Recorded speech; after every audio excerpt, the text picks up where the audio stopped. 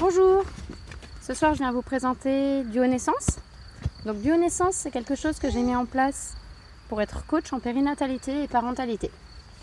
Concrètement, qu'est-ce que ça veut dire? Ça veut dire que j'ai travaillé avec des enfants pendant de longues années, en tant que professeur, en tant qu'animatrice, en tant que garde d'enfants à domicile, que je les ai accompagnés à différents âges, que j'ai enseigné à des élèves qui étaient amenés à devenir eux-mêmes cadres de référence pour des enfants, et que je suis actuellement maman de jeunes enfants. Donc que ces expériences quotidiennes, je les vis, je les ai vécues. Aujourd'hui, j'ai eu envie de mettre en place un système de coaching personnalisé parce que je me rends compte que beaucoup de parents auraient besoin d'avoir eu l'info à temps, de savoir que tel objet existe, de savoir que communiquer d'une manière ou d'une autre avec un enfant, ça impacte son comportement, de savoir également que un bébé, ça ne pleure pas tout le temps et ça ne communique pas uniquement par les pleurs. Vraiment, j'insiste là-dessus. Oui, votre bébé va pleurer, comme vous quand vous vous faites mal, comme vous quand vous êtes triste. Mais votre bébé ne pleure pas pour vous dire qu'il a envie de faire pipi, ou pour vous dire qu'il est mouillé, ou pour vous dire qu'il a faim. Il va pleurer si ça fait un certain temps qu'il a faim, un certain temps qu'il a soif, un certain temps qu'il a envie de faire pipi, mais que vous n'avez pas su le détecter, qu'il n'a pas su vous le faire comprendre, parce que c'est pas simple de décoder le langage d'un bébé. Je propose également du coaching en périnatalité, donc ça cible les parents de jeunes bébés ou de bébés à naître, qui sont encore dans le corps. Parce que le bébé, le jour de sa naissance, il faut l'accueillir non pas comme un petit être tout neuf, auquel il faudra tout apprendre, et dont on pourra décider pour lui, avec lui, du matériel dont il a besoin, des horaires qu'il va devoir mettre en place, ou des moyens de communication qu'il va utiliser. Non. Pour moi, le bébé, dès sa naissance, c'est un voyageur qu'il faut accueillir. Il a vécu avec vous un voyage intérieur pendant un certain nombre de mois. Il a déjà perçu quelques sons, quelques odeurs. Il a déjà peut-être eu des émotions à l'intérieur de vous, ressenti votre rythme de vie, vos émotions positives ou négatives. Et alors à sa naissance, vous accueillez un voyageur. Vraiment parce que il est pleinement conscient de son accouchement, lui aussi. Ça veut dire qu'il a fait un effort pour aller jusqu'à vous. Ça veut dire qu'il a ressenti j'ai envie de dire des turbulences, un peu comme quand on est en avion et que ça nous surprend.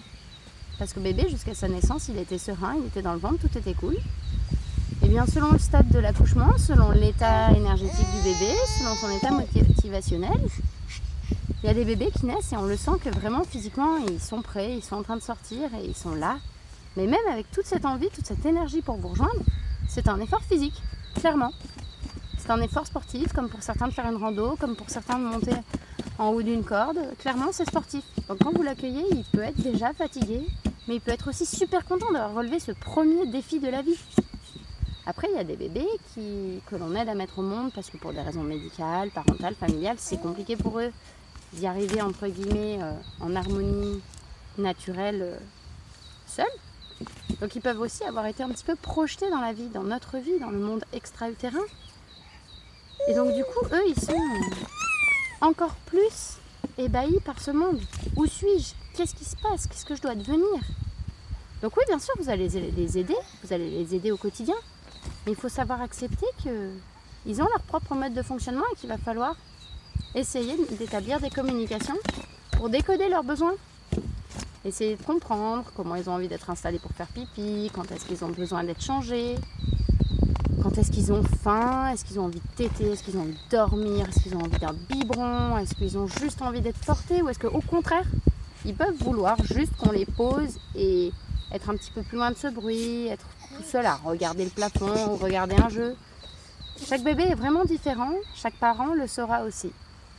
Être parent n'est pas une action simple parce qu'on nous demande plein de métiers d'un coup. Soudainement, il faut gérer la santé de nos enfants, même si certes on a tous des pédiatres ou des médecins quelque part. Au quotidien, c'est nous qui sommes là.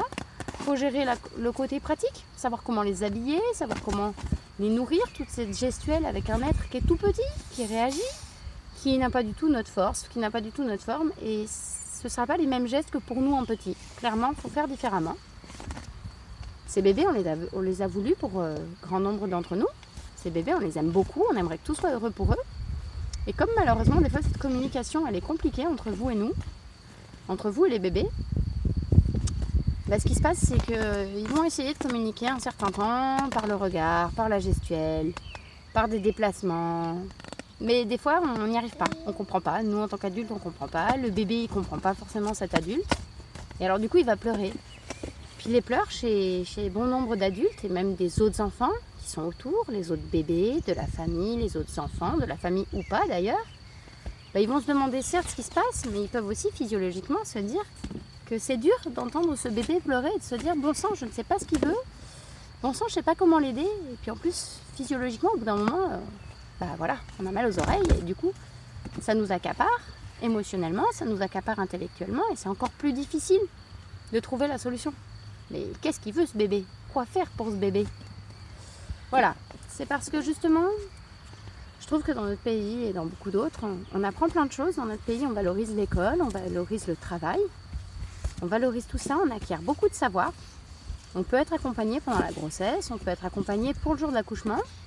On est accompagné comme on peut par les professionnels qu'il y a, heureusement qu'il y en a, des professionnels de santé, des professionnels autres, pour nous aider à devenir parents. Mais parents, c'est tous les métiers. C'est savoir choisir les habits, c'est savoir choisir la nourriture, c'est savoir choisir les postures des enfants, c'est savoir choisir les outils de communication avec les enfants, c'est savoir choisir quel rôle éducatif on voudrait avoir. Mais c'est en même temps subir tous ces changements, la fatigue qu'il peut y avoir, les émotions positives, négatives qu'il peut y avoir. Et face à tout ça, trouver des solutions, puis les trouver vite. Parce qu'un bébé, ça grandit, son développement psychomoteur, il évolue très vite. Et que du coup, si vous mettez un mois ou deux à trouver la réponse, la solution qui vous convient, votre bébé, il a changé. Et votre solution, c'est plus la même que celle qu'il lui fallait il y a 2 mois. Pareil pour l'équipement. S'équiper 9 mois avant la naissance, c'est une base. Mais si ça se trouve, ça ne va pas tomber sur ce qu'il faudrait. Et inversement, s'équiper en 48 heures de ce qui va bien, c'est pas toujours simple. On ne sait pas forcément ce qui conviendrait à bébé parce qu'on n'a pas tout déduit. On ne sait pas forcément ce qu'on peut trouver sur le marché. Parce que le marché, il y a le marché de l'occasion, le marché du neuf, il y a les habitudes. Mais est-ce que les habitudes, c'est vraiment ce dont votre bébé a besoin? C'est ce dont vous auriez envie? Pas forcément. Par chance, quand on a le temps de chercher, quand on a le temps de récupérer des infos à droite à gauche, le matériel de puériculture, le matériel pour les bébés a beaucoup évolué et on peut leur proposer des choses qu'on n'a pas connues nous-mêmes, que nos parents n'ont pas connues et qui peuvent franchement révéler des sources de facilité au quotidien. Donc je ne prône pas de tout acheter parce que ça a un coût financier, un coût écologique, un coût temporel. Mais par contre, même si c'est juste emprunter à un ami, une amie pendant 15 jours, pendant 1 mois ou 2, si c'est acheter d'occasion et revendre derrière, mais que ça permet d'avoir le matériel qui convient, qui facilite le quotidien, clairement, ça vaut le coup. Duo Naissance, c'est aussi du coaching en parentalité, donc pour les enfants plus grands. Les enfants, on va dire jusqu'à 6 ans, qu'on appelle encore le jeune enfant, et la moyenne enfance, 6-12 ans. Personnellement, je n'ai pas voulu traiter l'adolescence. Il y a du coaching pour ados, mais ce n'est pas la même psychologie, ce n'est pas le même recul, ce ne sont pas les mêmes activités, ce ne sont pas les mêmes centres d'intérêt. Et ça, je ne me sens pas compétente dans cette thématique-là. Pour faire du coaching, il faut certes avoir des connaissances, des compétences, des savoir-faire, savoir rester à l'écoute, mais savoir aussi placer ses limites. C'est comme ça que la confiance va pouvoir se créer. C'est comme ça que le parent va pouvoir avoir le rôle d'éducateur bienveillant et se dire ok, je ne fais pas tout ce que cette dame m'a dit, mais je fais ce dont j'ai envie parce que j'ai pu avoir les bonnes infos au bon moment. Voilà, donc concernant les jeunes enfants bambins, donc ceux que j'appelle les bambins, c'est les bébés qui commencent à marcher, à se déplacer tout seuls, mais qui néanmoins n'ont pas encore toutes les capacités des enfants qui seront un petit peu plus âgés. Et la moyenne enfance, je leur propose un suivi aussi. Donc le coaching, c'est quelque chose qui est demandé toujours par les parents, mais qui va peut-être moins se concentrer sur le matériel, bien que je peux vous aider à trouver du matériel éducatif intéressant, du matériel qui puisse aider en termes de gestion du temps, gestion de l'espace, des activités éducatives et pédagogiques, ludiques, qui correspondent à des objectifs qui peuvent être ciblés par vous, qu'on peut cibler ensemble. Ça peut être aussi un aménagement de l'espace, parce que des fois, aménager son espace d'une certaine manière, ça permet d'être un peu plus serein, de donner une démarche éducative différente. Clairement, voilà, s'il y a trop d'objets ou s'il n'y a pas assez d'objets, on ne peut pas se permettre d'avoir le même regard éducatif, parce que l'enfant est plus ou moins occupé, parce que l'enfant est plus ou moins en danger par rapport à l'accumulation d'objets ou le manque de l'objet qui lui correspondrait. Donc voilà, c'est des conseils concernant le matériel, c'est des conseils concernant l'aménagement des locaux. Ça peut être aussi des conseils concernant le rôle éducatif. Voilà, vous savez ce que vous voudriez être, mais vous ne savez pas comment vous y prendre. Ou inversement, vous n'en savez rien. Vous savez juste que vous voudriez bien avoir des conseils pour essayer de faire cela, ou parce qu'au contraire, vous avez une problématique qui se pose et que vous aimeriez avoir une solution, c'est possible. Je vais vous aider là-dedans aussi. Tout à fait. Donc comment se passe le coaching en périnatalité et en parentalité?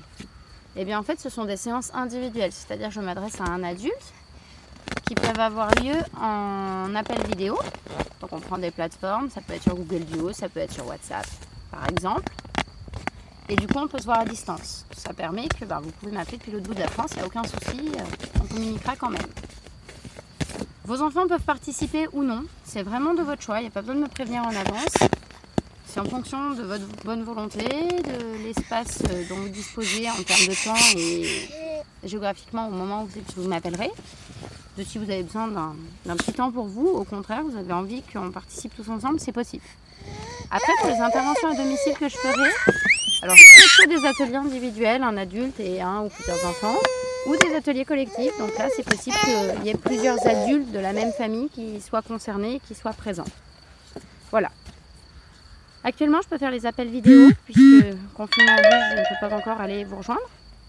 J'ai hâte de pouvoir aller au contact des familles, parce que l'info sur place, vivre le quotidien, voir comment ça se passe, ça permet d'avoir d'autres conseils. Actuellement, je pourrais y aller avec un véhicule personnel et y aller sans matériel.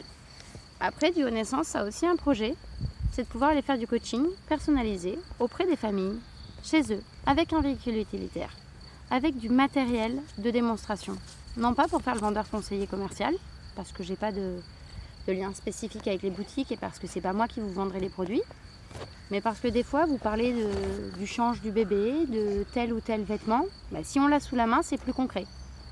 D'avoir un mannequin de soins, ça permet d'avoir je pense ici notamment au coaching périnatal, de visualiser vraiment la taille, le format de cet enfant, comment on pourrait aménager les locaux, qu'est-ce qui pourrait lui être utile, comment on utilise une tétine de nutrition, comment on utilise un tapis de change. Toutes ces petites idées, ces petits conseils, je me dis que si on a du matériel, c'est plus concret. Après, Duo Naissance s'intéresse aussi également à la femme enceinte, à la femme allaitante. Parce que dans notre pays, c'est très compliqué de savoir comment s'habiller. On sait faire des enfants, on en a plein, il y en a tout le temps. Par contre, trouver des habits qui correspondent, trouver des vêtements qui permettent d'allaiter si on en a fait le choix, c'est galère. Donc voilà, on pourra aussi parler de cette thématique-là sans souci avec les femmes concernées. Duo Naissance, on peut y faire appel parce qu'on a une problématique du quotidien qu'on va en discuter, mais on peut aussi et surtout y faire appel avant qu'il y ait des problématiques, tout simplement parce qu'on a envie de discuter du regard de l'éducateur bienveillant. Donc ce que j'appelle l'éducateur bienveillant, c'est vraiment le parent qui veut se placer en tant qu'éducateur. Donc donner un cadre, donner des repères, donner des activités par exemple, mais avec bienveillance. Pour que l'enfant soit heureux, pour que l'enfant puisse être compris, pour que vous puissiez comprendre votre enfant et que ce ne soit pas fait dans une relation où c'est que vous ne comprenez pas votre enfant ou votre enfant fait ce que vous voulez mais vous voyez que l'enfant n'est pas heureux. Vraiment, je voudrais que chacun puisse retenir ça. Duo Naissance, je l'ai créé pour que les enfants puissent être épanouis et que je sais que pour que les enfants soient épanouis, il faut qu'ils soient compris. Pour être compris, il faut que les parents aient des informations à temps, sachent quel matériel existe et des informations concernant les différentes pratiques pédagogiques qu'on peut avoir. Parce que sans ces conseils, sans ces astuces du quotidien, c'est vraiment difficile de devenir parent du jour au lendemain.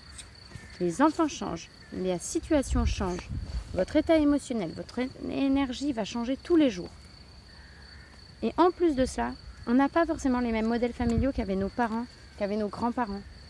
Parce qu'il y a de plus en plus de familles où c'est qu'on habite seul ou même quand on est en couple, en famille, on va habiter un petit peu plus loin parce qu'on est de plus en plus nombreux à avoir un travail. Donc on ne passe pas forcément le même temps avec nos enfants. Et parce qu'en plus, dans le regard bienveillant, on veut que les enfants s'amusent, on veut que les enfants soient heureux, on veut que les enfants soient compris. Donc c'est pour tout ça que j'ai créé Duo Naissance. Et c'est dans cet objectif que j'espère que vous allez accepter de partager cette vidéo, partager ma page Facebook qui s'appelle Duo Naissance, partager également mon site web, vous tapez Duo Naissance sur Google, vous me retrouvez. J'espère que ce sera pareil sur d'autres moteurs de recherche. C'est pour le bonheur des enfants. C'est parce que j'ai confiance en eux. Et qu'en plus, là, suite à cette grosse période de confinement, on sait que du jour au lendemain, on a modifié leur quotidien. On sait qu'ils n'auront pas forcément tous compris ce qui s'est passé. Je pense que vraiment nombreux d'entre eux ont besoin d'être accompagnés. Et les parents, c'est pareil. Vraiment, je vous apporte tout mon soutien. Du jour au lendemain, on vous a plongé dans le rôle de l'éducateur H24. Alors que de nombreux enfants étaient auparavant peut-être à la crèche, chez une nounou, allaient souvent dans de la famille, allaient à l'école, au collège, au lycée. H24, devenir éducateur bienveillant, sans avoir été formé, sans posséder les connaissances, c'est pas simple. En tout cas, je vous remercie beaucoup d'avoir vu cette vidéo jusqu'au bout. Vous pouvez l'aimer, la partager. Et maintenant, je vous souhaite une bonne soirée. Et je vous remercie beaucoup d'avoir écouté cette vidéo. C'était Laurence pour Duo Naissance. Au revoir et à bientôt.